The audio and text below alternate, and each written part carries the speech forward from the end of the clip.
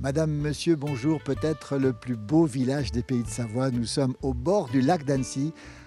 Derrière nous, la Tournette et les Dents de l'Enfant.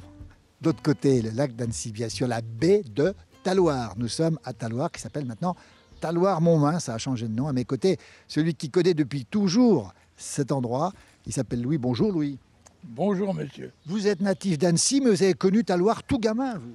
Oui, exactement. Et vous y habitez. Et j'y habite depuis que j'ai pris ma retraite. Oui. Oui. Alors, on va parler de Talloires parce que vous l'avez vu évoluer, bouger.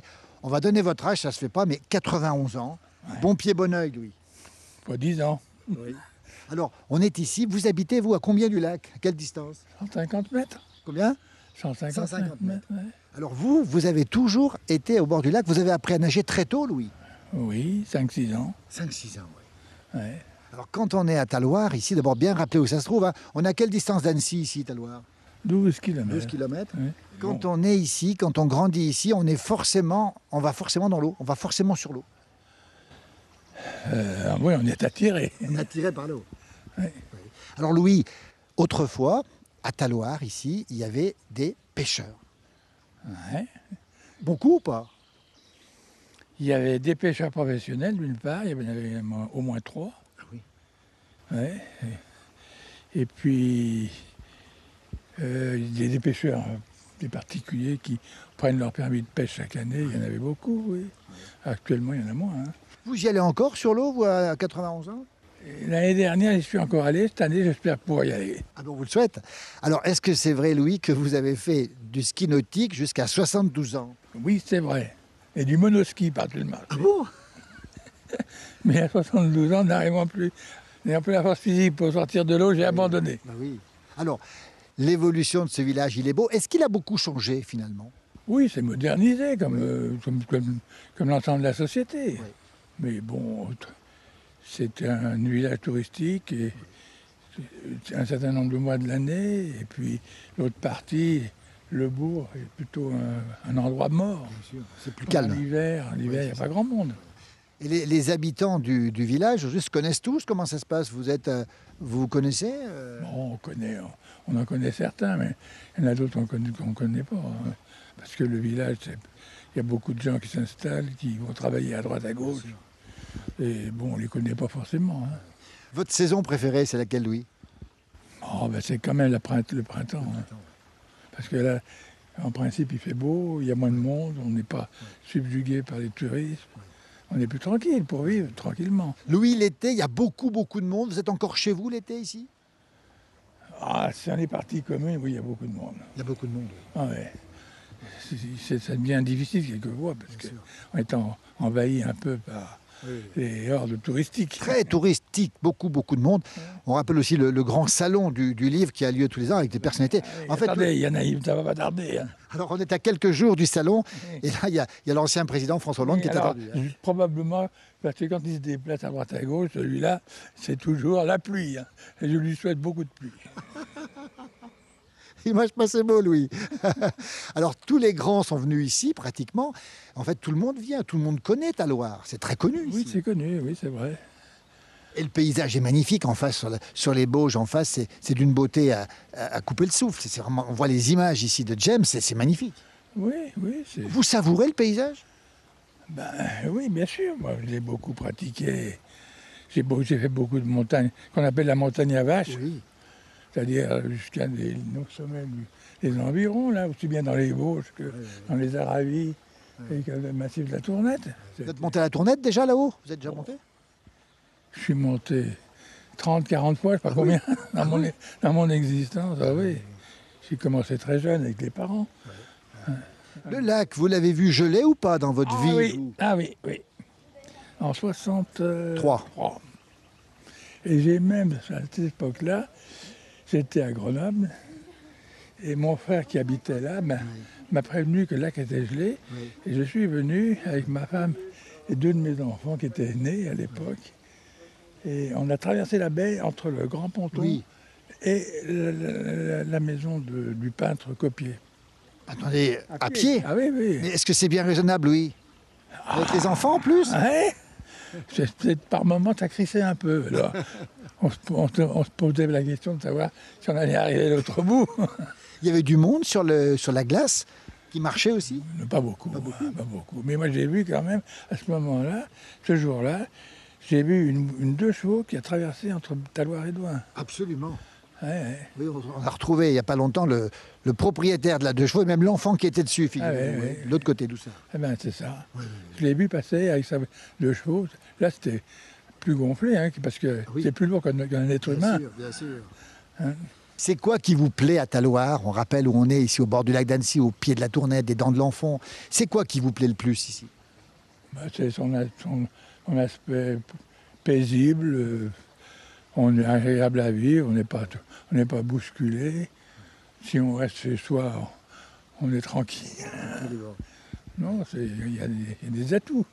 Louis Deschamps, merci beaucoup. 91 ans pour débuter cette émission ici depuis Taloir, au pied de la Tournette, au bord du lac d'Annecy. Peut-être le plus bel endroit. Pour vous, c'est le plus beau. Peut-être pour nous aussi. Derrière la caméra, c'est James Pym. Nous sommes le 22 mai 2019. Eh bien, allez, profitez bien de ces belles images de ce lieu magnifique. Merci Louis.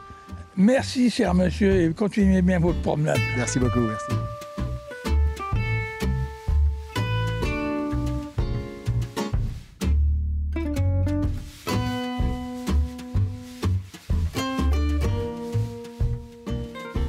Toujours ici dans cette magnifique baie de Taloir. On se rapproche maintenant du lac à mes côtés pour nous parler de ces lieux parce qu'il les connaît merveilleusement bien. C'est Bernard. Bonjour Bernard. Bonjour. Tout gamin, vous avez grandi ici, Bernard? Je suis né ici et j'ai grandi ici. Ouais. Il y avait une école primaire ici? Il y avait une école primaire. Ouais. Ça allait donc de l'école du CO, de l'école maternelle jusqu'au CM2 et même voir à cette époque-là il y avait le certificat d'études. Absolument. Vous vous rendez compte du luxe que vous avez connu, grandir ici? Vous rendez compte ou pas? Bien sûr. Vous le saviez déjà à l'époque? Non, à l'époque peut-être pas. Mais mais je suis conscient quand même qu'on est dans un lieu privilégié. Et j'en suis conscient, c'est vrai. Alors votre famille, elle, a suivi l'histoire, a même participé à l'histoire de Taloir. Votre grand-père ici, mon arrière-grand-père était pontonnier.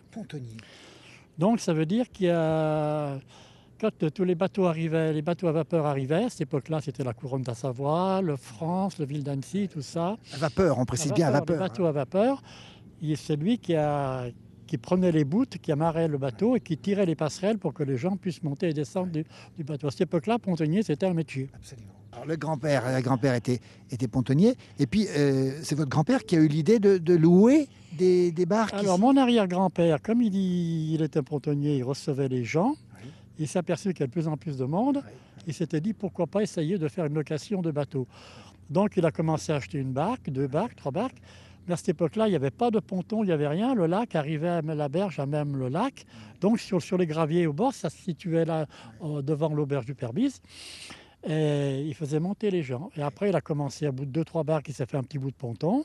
Et il a grandi comme ça, jusqu'à arriver à avoir la location de bateaux de M. Fontaine, parce que mon arrière-grand-père, c'est les familles Fontaine. Et du coup, ils ont fait une location que mon grand-père tenait, jusqu'à qu'il y ait eu plus de 26 barques. Il y avait des canots moteurs, il y avait un voilier, il y avait des pédalos, des vieux pédalos en tôle. Et puis voilà. Et alors, on va parler aussi du Père Bise. Hein. Le Père Bise, votre arrière-grand-père le connaissait, alors, le premier Bise? Mon arrière-grand-père était à l'époque de François Bise, celui qui a créé le premier petit restaurant, l'auberge. Et maintenant, on sait de ce que c'est devenu. Et mondialement connu. Alors, qu'est-ce qui fait qu'elle est devenue mondialement connue? C'est le site, c'est la qualité de ce qui se passait ici, c'était quoi? Je pense qu'il y a déjà le site qui joue, mais il y a aussi, il faut un peu lui rendre hommage, c'est à Marguerite Bise, la femme de Marius, qui cuisinait divinement bien. Absolument. Qui faisait des repas super bons. Et donc, vous savez, quand un restaurant est bon, ça se dit, ça se connaît. Oui. Et après, il y a aussi 2-3, vu le site et le cadre, 2-3 personnalités qui sont venues.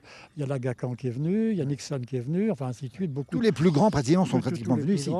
Jusqu'à même Sarkozy qui est venu, des chanteurs, des acteurs. Voilà.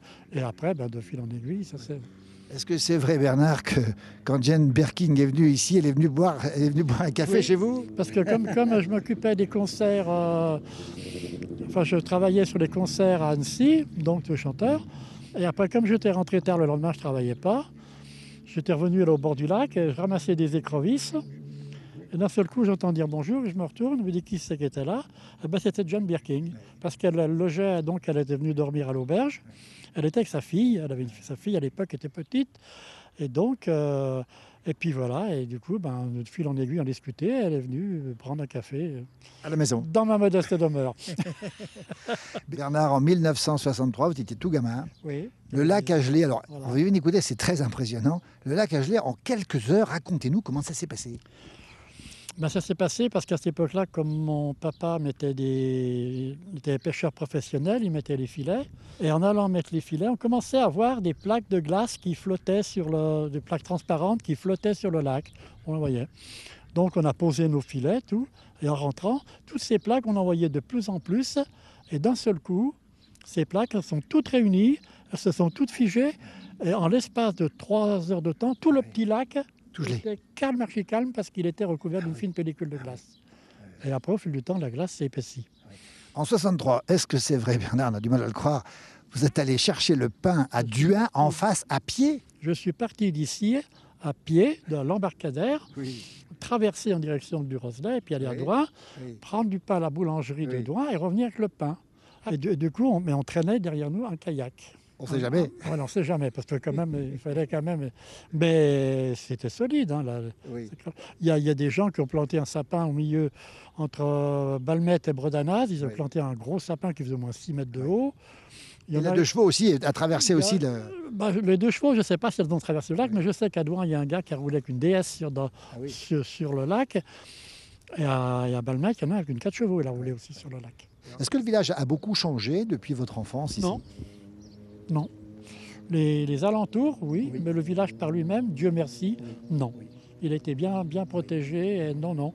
On retrouve ces maisons là qu'on voit là dans la baie, à part 2-3 qui se sont construits là, mais raisonnablement. Non, le village par lui-même n'a pas changé. Très préservé. Le bord du lac n'a pas changé. Bien sûr. Alors on va rappeler aussi les grands noms, le Père Bis, bien sûr, le cottage, c'est la famille l'abbaye, l'abbaye aussi, la Villa des Fleurs, qu'est-ce qu'il y a encore comme... Il y a l'hôtel Beau-Site. Voilà. Il y a l'hôtel Beau-Site. Plein d'endroits où on peut bien manger, où on peut venir. C'est quand même la gastronomie qui domine ici, quand même, à Talouara. Oui. C'est quand même, il y a beaucoup c'est des restaurants dans la baie gastronomique. On ne mange pas, c'est pas les guinguettes sans parti pris du petit porc. Bien sûr. Merci beaucoup, Bernard, pour ce témoignage. Merci à vous. Et puis, comme vous n'avez pas le temps de venir boire à l'apéro, vous boirez un coup à ma santé au restaurant. Avec plaisir. Merci.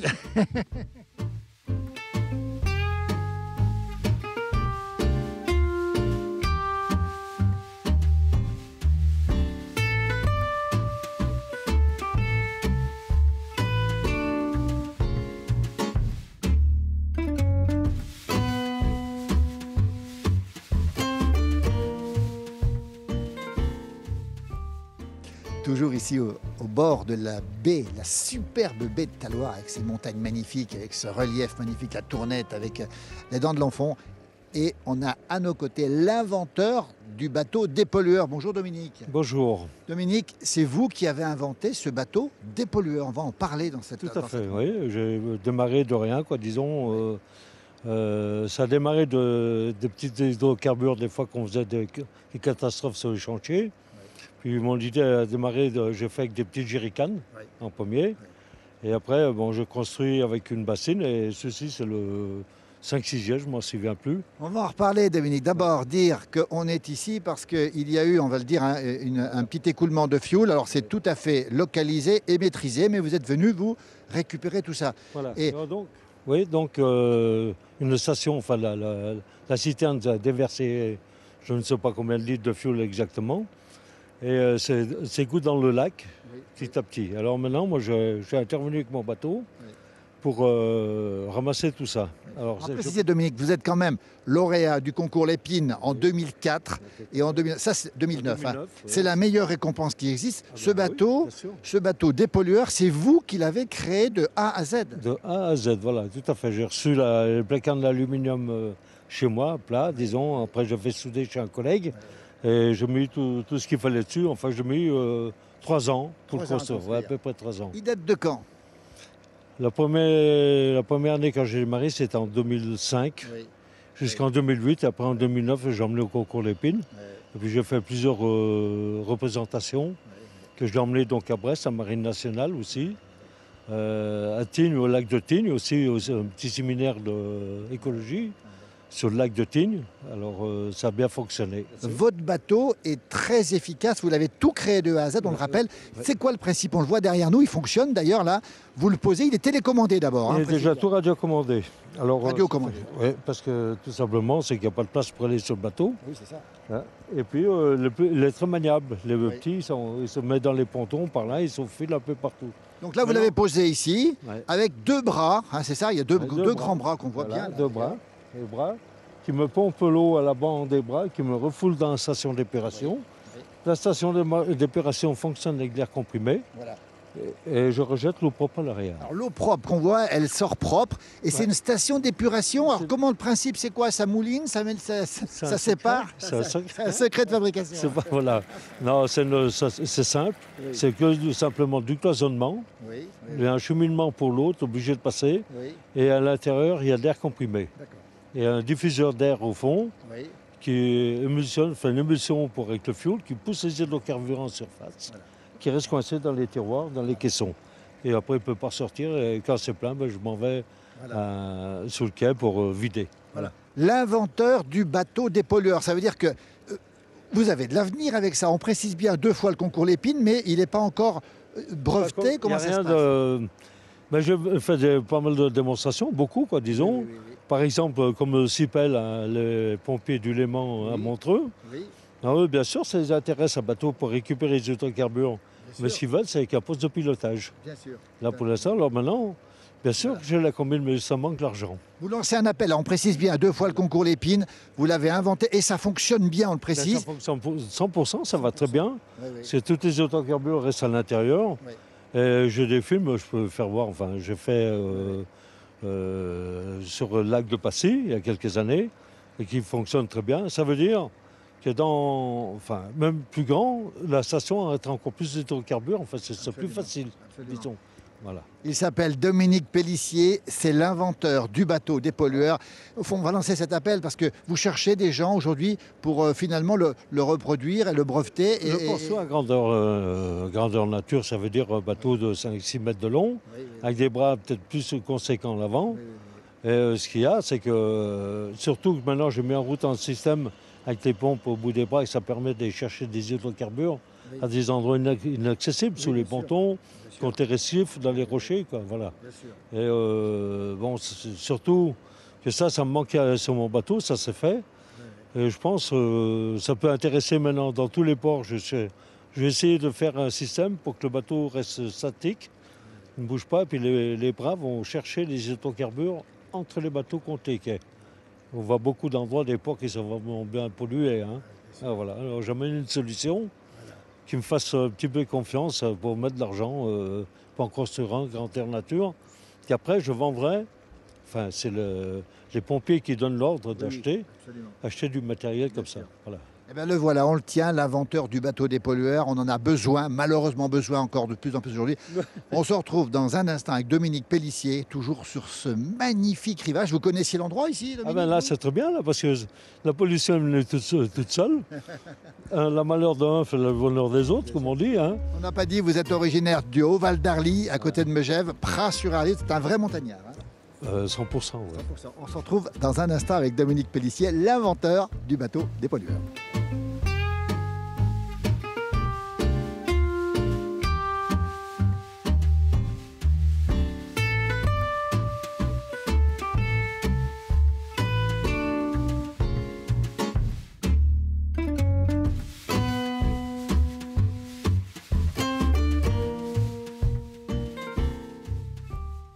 Allez, on le retrouve, notre inventeur du bateau dépollueur avec son frère Régis. Bonjour Régis. Bonjour. Régis, comment il est votre frère? Il est assez incroyable quand même. Ah, c'est un super. Elle a trouvé quelque chose de bien. Oui. C'est lui qui l'a fait. Mais moi, J'aurais fait ça et j'aurais pas pu continuer. Il est déterminé, c'est moins qu'on puisse dire. Ah, c'est un superbe frère. Disons têtu. Ou Et fou. têtu, voilà, mais c'est ça. Têtu. Mais il faut un peu de folie, puis il faut être un peu têtu aussi. Folie, oui, plutôt aussi. Hein. Et vous l'aidez régulièrement, Régis? Ouais, de temps en temps, oui, quand il faut. Oui, on est deux bons frangins, là, on arrive bien à s'entendre encore. Solidarité familiale. Ouais. Alors justement, on va reparler un petit peu de tout ça. L'environnement, Dominique, c'est important aujourd'hui. Vous avez cette sensibilité. Les pollutions, ça arrive, mais il faut trouver une solution. Bien sûr, la solution, c'est que dans tous les ports en France, on le voit partout, c'est très, très sale, quoi, disons. Il n'y a rien qui se passe vraiment bien pour nettoyer. Ça viendra peut-être petit à petit. Je ne suis peut-être pas le premier, mais enfin, je lance une machine qui peut peut-être plus tard très bien fonctionner. Mon système, il va très bien. Alors, il ne faut pas me tourner le dos. Je pense qu'il faudrait que je trouve un peu le moyen pour mettre un petit peu des sous pour la construction. Ça, c'est l'appel qu'on a Parce lancé. que là, aujourd'hui, je fais ça bénévole, hein, disons, bien sûr. pour faire une démonstration, quoi, disons, mais ça fonctionne bien. Le jour, il y a monsieur le maire qui est venu voir et il a été satisfait des services que je lui rendais. Voilà. Alors, on va peut-être laisser un contact parce que les gens qui peuvent vous aider peuvent vous appeler. Et puis, si on a besoin de vous aussi, on peut peut-être vous appeler aussi du moment que vous nous aidez à dépolluer. C'est quoi votre numéro de téléphone? 06 83 53 07 70. Voilà la passion qui se transforme aujourd'hui en bateau dépollueur. Bravo. Alors, une chose aussi, Dominique Pellissier, on va dire une chose. Vous habitez à Pras-sur-Arly et vous êtes le voisin d'un réalisateur de films célèbre. On vous a vu dans plusieurs films. Alors, ce voisin s'appelle comment? Claude Lelouch, c'est un ami. très bon voisin. Oui, Très c'est un voisin. sympathique. Ouais. Il passe chez moi souvent, chaque fois qu'il monte chez lui, il s'arrête chez moi pour boire son petit café. Et on discute enfin deux, trois petites choses normales. Quoi. Claude Lelouch, je rappelle, hein, combien de films il a fait? On ne sait plus. Hein. Il a Pardon? fait combien de films, Claude? Beaucoup. Au total, Oui. je ne sais pas, une cinquantaine peut-être, Oui, je sais pas. Oui. Alors, Mais on connaît Shabada, nous. Comment ça se chante, ça, Dominique? Et donc il en a fait deux à Pras. Donc le premier. Pras-sur-Arly, on précise bien. Pras-sur-Arly. À côté de Megève, dans le Haut-Val Le d'Arly. premier, c'est donc Roman de Gare Oui. avec Myriam Boyer, l'Audrey Dana. Non, si Audrey Dana, il y avait. Je ne me souviens plus exactement tout le monde, Dominique Pinault. Et puis moi, il m'avait mis le rôle du grand-père. Et alors, vous avez croisé des gens comme Johnny. Racontez-nous un peu comment ça se passe quand on est avec Johnny, tous ces gens-là. Bien sûr, c'est une personne comme tout le monde. Oui. C'est un gars très sympathique. Il est peut-être un peu, je ne veux pas dire, il était, quoi, disons. Oui, oui. Un peu timide, pas timide, mais un peu réservé, sauvage. C'est difficile d'approcher. Oui. Mais après, une fois qu'on l'a côtoyé une fois, qu'on a discuté des choses de la montagne, ça lui a bien plu, on est devenu bien copains. Voilà. J'ai fumé de ses cigarettes. J'ai même gardé ses mégots. Voilà, Dominique Pellissier, son frère Régis, ici. On rappelle où on est l'inventeur du bateau. N'hésitez pas à lui donner un coup de main si c'est possible. Il le mérite. Il est déterminé, c'est le moins qu'on puisse dire, pour lutter contre toutes les petites formes de pollution. On rappelle, ce n'est pas des grosses pollutions. Et derrière la caméra, c'est James Pym. Venez ici à Talloires tout l'été, tout l'automne, tout l'hiver. C'est tellement beau. On dit, Dominique, que c'est un des plus beaux endroits des pays de Savoie. Vous confirmez? Là, c'est très joli. Je connaissais un petit peu, mais j'étais jamais venu comme ça. Quoi. Voilà. Maintenant, je connais tous les petits coins et recoins. Et c'est vrai que c'est dommage que ce soit souillé comme ça, quoi, disons, cette pollution. Mais elle est contrôlée, je crois, aujourd'hui. Elle est contrôlée. Oui, sous contrôle. Oui. Alors, je veux faire un petit message quand même, parce que ce problème qu'il y a eu là, ça va en faire beaucoup autour du lac d'Annecy, parce que toutes ces vieilles citernes qui sont enterrées, un jour ou l'autre, elles vont... attention aux citernes de fioul, vérifiez vos citernes, c'est ce que vous dites. Elles vont être des anciennes posées avec seulement une seule paroi. Ça dépend du terrain qu'il y avait autour, ça dépend la façon qu'elles ont été posées aussi. Alors il y aura peut-être, je ne sais pas combien il y a de maisons autour d'Annecy. Rien que du lac Annecy, il y a peut-être 2000, je ne sais pas. Mais il y a 2000 citernes qui vont perdre dans 50 ans. La baie de Talloires, l'endroit est magnifique, la Tournette, les Dents de l'Enfant. En face, c'est le magnifique massif des Bauges. Venez ici toute saison, on ne parle pas des hôtels et des restaurants, le Perbis, l'hôtel de l'Abbaye, le Cottage, la Villa des Fleurs et les autres, bien sûr. Venez faire un tour ici, toute affaire cessante, c'est magnifique, c'est beau. Merci messieurs. Oui. Bonne journée, merci. Merci beaucoup. Salut bien. Merci. Merci beaucoup. À la vôtre, Régis, À la vôtre, Dominique, James. L'eau du lac. C'est l'eau du lac. L'eau du lac, Santé avec modération. avec modération.